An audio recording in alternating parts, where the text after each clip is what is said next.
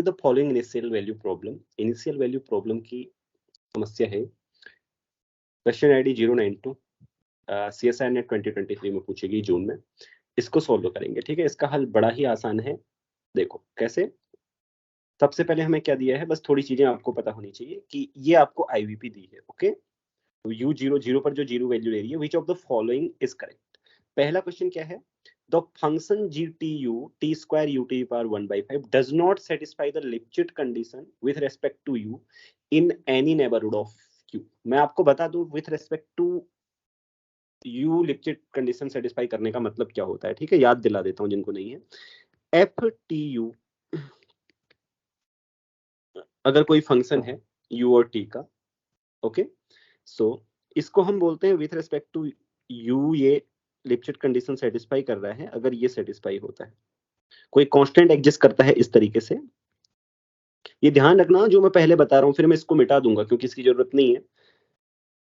ये less than and equal to m times u1 minus u2 होता है, okay.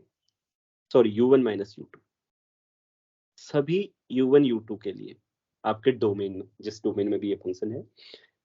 एक बात और ध्यान दें यहां से, ftU1 ftU2 ओवर इसको हम क्या लिख सकते हैं, u1 माइनस u2, जब u1 और u2 बराबर नहीं है। हाँ ठीक है, ये बच्चों ऐसे लिख सकते हैं हम, ठीक है। क्लियर है, u1 और u2 नॉट इक्वल, ओके।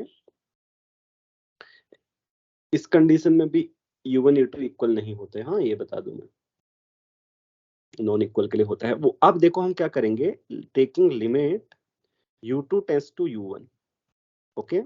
तो ये क्या बनेगा, कोई बता सकता है मुझे। अब t को एज अ कांस्टेंट मानो। ये क्वेश्चन सॉल्व करने से पहले बता रहा हूं ताकि कुछ लोग भूल गए होंगे तो उनको याद आ जाए ना।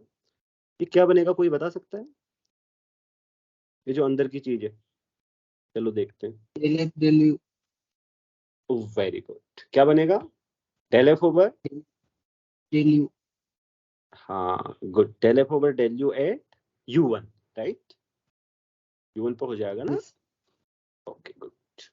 सो मैं u1 को u से लिख देता हूँ, हाँ। तो ये del F over del U आएगा। इसका अर्थ क्या हुआ, अगर एग्जिस्ट करता है तो del F over del U लिखना, हाँ। लेकिन इसका मतलब देखो ये, अब यहां से ध्यान देना, अगर ये del F over del U exist करता है तो del F over del U हो जाएगा, ओके। लेकिन जब भी ये लिमिट एग्जिस्ट करेगी, अगर ये लिमिट एग्जिस्ट करेगी तो ये बाउंडेड होगी।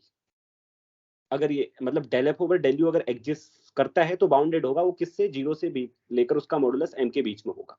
मतलब ये, अगर कोई आपके पास फंक्शन है ftU जिसका with respect to U partial derivative unbounded हो गया एग्जिस्ट करने के बाद भी, तो प्रॉब्लम हो जाएगी।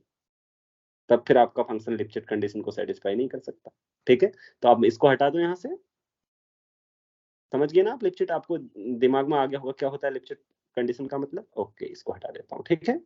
चलो, ये मुझे पहले ही स्टार्ट कर देना चाहिए इसका सॉल्यूशन, लेकिन मैंने सोचा याद दिला दूं। कई बार आप भूल जाते हैं ना, ताजा हो जाता है इससे आपकी चीजें। तो आप इसको हटा देते हैं, देखो ठीक है। जिन पॉइंटों पर डेरिवेटिव एग्जिस्ट करता है उन पॉइंटों पर बाउंडेड होना चाहिए डेरिवेटिव, ठीक है।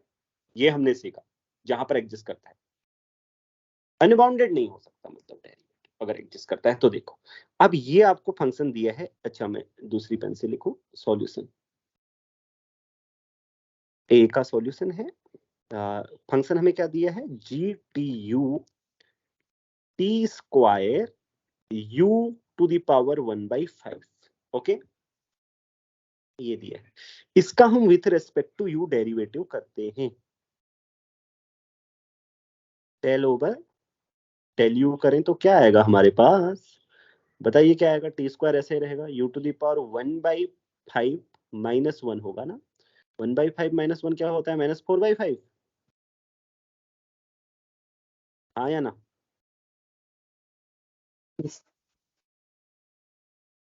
तो इसको मैं ऐसे लिख देता हूँ, हाँ सीधे, टी स्क्वायर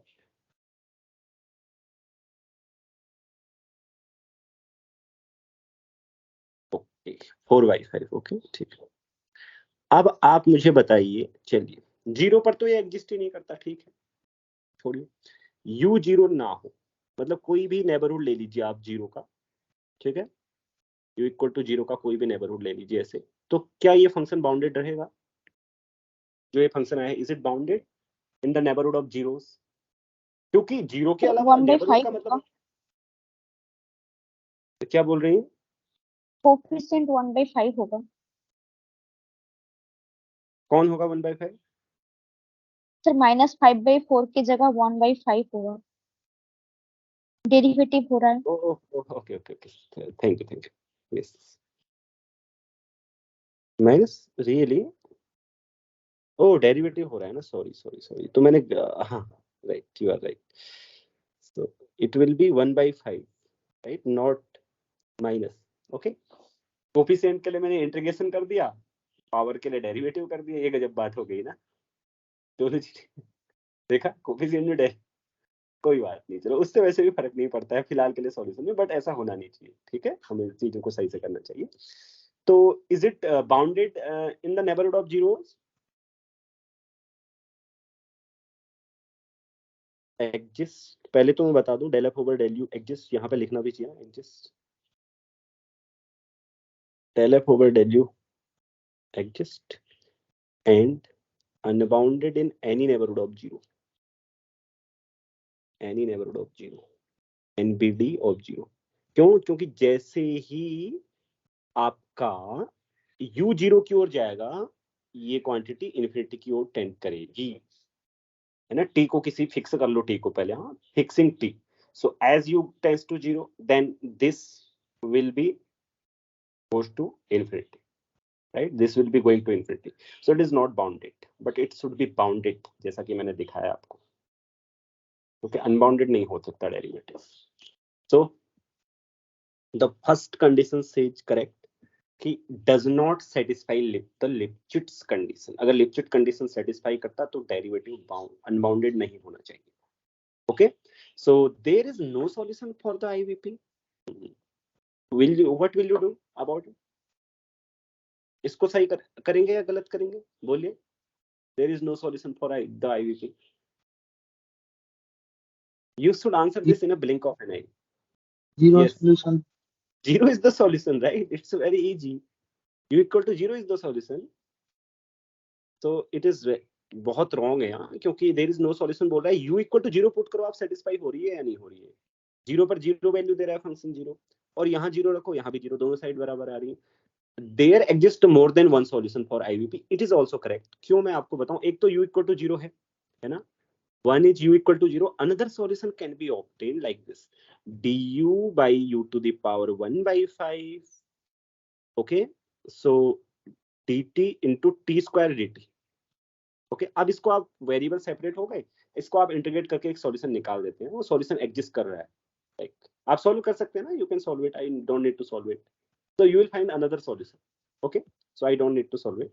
लास्ट वाला आता है, देखो अब इसमें है क्या, the function gtu satisfy the Lipschitz condition, ये तो यही गलत हो गया, आगे को सोचना ही नहीं है हमें, फिर पहले पढ़ पूरा लेना, हाँ आगे को क्या बोला होगा, ऐसे होता नहीं है वैसे, कभी कुछ बोल दिया, satisfy the Lipschitz condition, this is not correct, ऐसे बोल दिया फिर, लेकिन ऐसा होता नहीं है, आई एम जस्ट किडिंग, ऐसा नहीं होता, क्योंकि ऐसे बोलने पर तो फिर आप लोग बरस ना जाओगे, कहोगे जब डज नॉट ही बोलना था तो ये पीछे अड़चन खड़ी करने की क्या जरूरत थी, आगे से लिखने की, ऐसे बोल सकते ना, ठीक है, तो ये मजाक की बात है। तो the function satisfy the Lipschitz condition, it does not satisfy with respect to u in some neighborhood of u and hence there exists a unique solution, unique solution भी एग्जिस्ट नहीं करता, यहाँ से गलत हो गया है। तो बताओ किसी को कुछ क्वेश्चन पूछना है तो इस क्वेश्चन में 4.75 का है, अब बताओ, इतना इजी क्वेश्चन, ये देखते ही सॉल्व कर लेगा जिसने थोड़ी सी प्रैक्टिस घर में की होगी ना, पेन चलाई होगी, हाँ, जिसने प्रैक्टिस नहीं की होगी कहेगा ओडी के क्वेश्चन थोड़ा टफ आए थे ना इस बार, ऐसे बोलेगा घर में आके, बोल सकता है ना, लेकिन ये बहुत आसान क्वेश्चन है। तो you don't have to ask me anything, everything is clear, पूछ लो, फिर तुम इसको रिकॉर्डेड देखोगे, फिर पूछोगे कैसे, वहां केवल ये सुनोगे, इफ यू वांट टू, तुमको ऐसा सुनाई देगा, तुम कुछ पूछना चाहते हो तो पूछ लो, पूछ भी ना सकोगे ना फिर रिकॉर्डेड देखते वक्त। चलो, तो अब अगला क्वेश्चन में स्टार्ट करता हूँ।